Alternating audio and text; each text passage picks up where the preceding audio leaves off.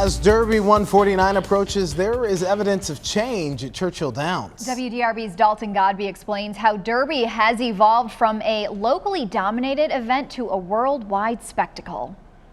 On the first Monday in May, all of Louisville is looking to the first Saturday in May, Derby in the Bluegrass.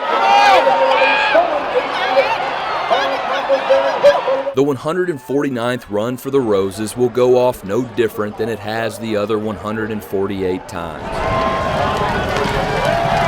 But the atmosphere, experience, and events that surround the race itself have changed, are changing, and will change some more.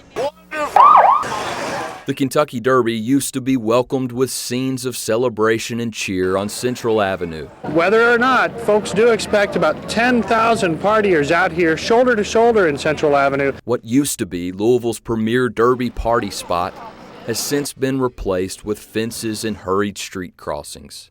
Progress is marked at 1 Central Avenue with multi-million-dollar upgrades.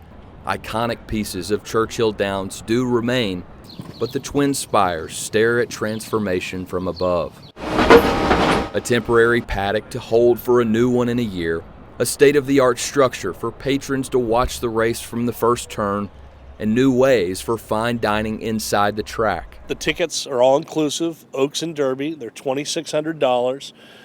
It's a great new space. The Kentucky Derby began a long time ago with just a humble grandstand. It has now grown into a stadium with 60,000 reserved seats. The average net worth of ticket holders, Churchill Downs says, is now over $1 million. The track, since the pandemic, is changing how racegoers experience the Derby. Infield crowds can no longer behold the beauty at the paddock, but those with seats now enjoy an all-inclusive day at the races. We want to figure out ways to incorporate the Louisville community more and celebrate it. So hence we have 5-0 Tuesday. There was a time when Churchill Downs was heralded by locals. The crowd dominated by Louisvillians, once at Derby, then Oaks, then Thurby. Those days are gone, and our crowd is pointed to 5-0 Tuesday. There's a lot of activity here at the Downs. Change, progress, is a good thing.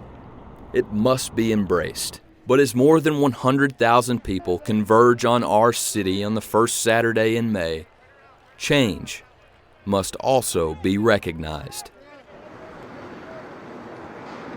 For those still wanting to come to Churchill Downs during the week, there are tickets available for the week for the races leading up to Derby.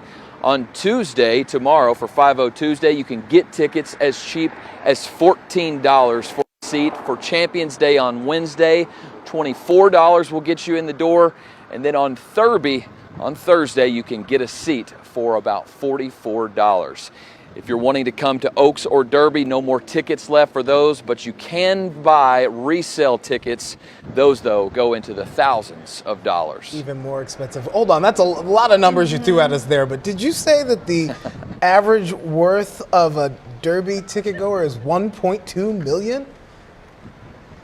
For a Derby ticket goer, for a ticket holder for the Derby, Churchill Downs says that the net value of that person, the average net value, $1.2 million. Wow. Basically have to win big the previous year to afford to go to Derby the next year. Or have a press pass. That's true. Thank you so much, Dalton Godby.